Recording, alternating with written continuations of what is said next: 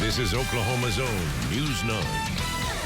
Welcome back, everyone, and it is now 9:30. You're watching News 9. We're glad you're staying with us. I'm Robin Marsh. I'm Lacie Lowry, and today we have a special guest joining us. Please welcome Paul Monies to the table. Paul is with Oklahoma Watch. Thanks for joining us. Thanks for having me. Well, Paul's a veteran journalist. He's been doing journalism in the state for almost 20 years or so.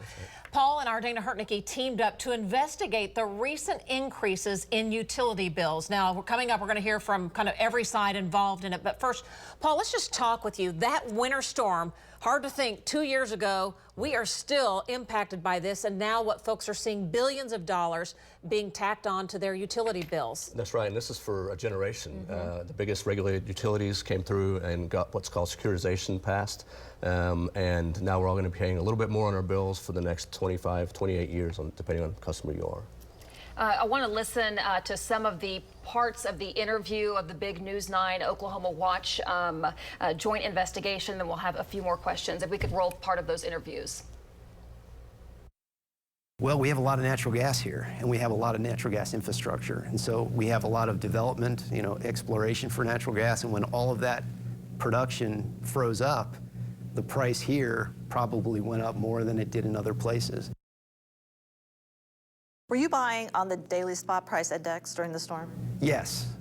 And that was part of the reason why we saw such an increase in our costs.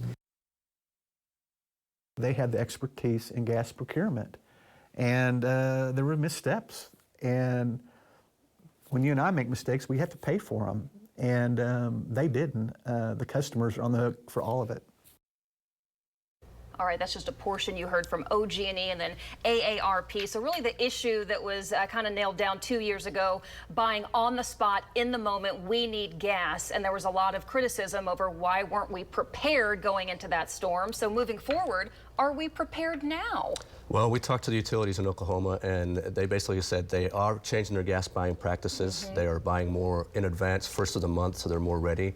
They also said they put more gas in storage, which was a big need during that storm as well, because they didn't have enough. They took all the gas they had out of storage, and then they had to buy in the spot market, which was sky high during that time. Yeah, over $1,000. Normally you pay like $1.95 something, and it went up, what, 600% or something like that. Yeah. I think what just is unsettling for people at home that are just watching, it's like you hear rate hike, rate increase. Oh, it's not a rate increase, it's a surcharge, fuel cost. And it's like, when, does it end? And for 28 years, if you just move into Oklahoma, are you still going to be footing that bill for something that you weren't even here for? That's right. On the securitization side, definitely that kind of stays with the address, the customer address. So if you move, the next person's going to be paying that little surcharge every month for the next decades.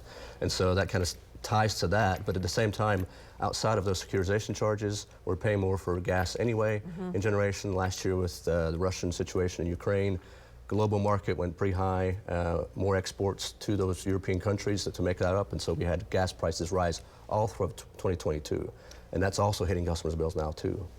The word corruption was thrown around, but when we were speaking to you, you said really the way the law is set up, everything happened within the law. Is that true? Well, Bob Anthony definitely doesn't think that, but he's kind of the lone dissenter at the Corporation Commission. But also, a lot of the actors involved, from the Attorney General's office, from the staff at the Corporation Commission, from the legislature beforehand, setting up the law that way, they all kind of did their part, but then nobody really went in and said, should we be paying these high costs in the first place in emergency situations when it goes sky high? That's the part that kind of maybe needs to be addressed by the legislature as we go forward. And that's the only way to address it, is through the legislature. I think so. It would be future legislation, yeah. These utility companies are set up to make a profit, and we don't see things change in our bill when they do make a profit. I mean, we're paying for something that was, so dramatic 2 years ago, but there's never a rate adjustment for when things are good. Yeah, well, sometimes the price of gas does go down and there's a small credit on your bill, and they did actually get a couple of credits from some kind of federal law for interest rates, but those are long gone now, and of course we're getting eaten up by the rising cost these days. But yeah, you're right. I mean, as a regulated utility, they're guaranteed a profit, and so they get that every year. But they also have a mandate to keep the lights on, and so they will tell you they did that during the storm, and it wasn't as bad here as it was in Texas for a lot of places. But here, our customers are paying way more than any other state. Our customers are hurting. So that's the next question. Are there discussions about deregulating utilities here in Oklahoma? Yeah, you've got some interest groups that are kind of feeding around the edges on that, and kind of they've got some proposals at the legislature to do that. It's too early to say that go anywhere this year. They're also looking at possibly just regulating parts of the electricity market. So like rather than the consumer side, they'll do the industrial and the big commercial consumers, and they get a deregulated market. But there's different ways to do it, but those are all policy questions the legislature will have to handle. And obviously they're capitalizing on some consumer anger right now to kind of push that to the forefront. Definitely. 7 days of a storm, 28 years to pay for that. After doing just this thorough investigation, and you can see it on news9.com, what was your biggest takeaway from the investigation? Well, I was quite surprised just by the fact that there was no price limits on like if the gas got that high.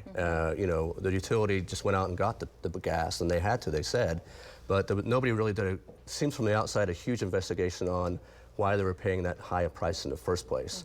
You know, the price of gas spiked across the country in the middle section, but the Oklahoma market, for whatever reason, was way higher than the trading hub in Kansas and in Texas, where the storm was also hitting. So no one's really got into that part.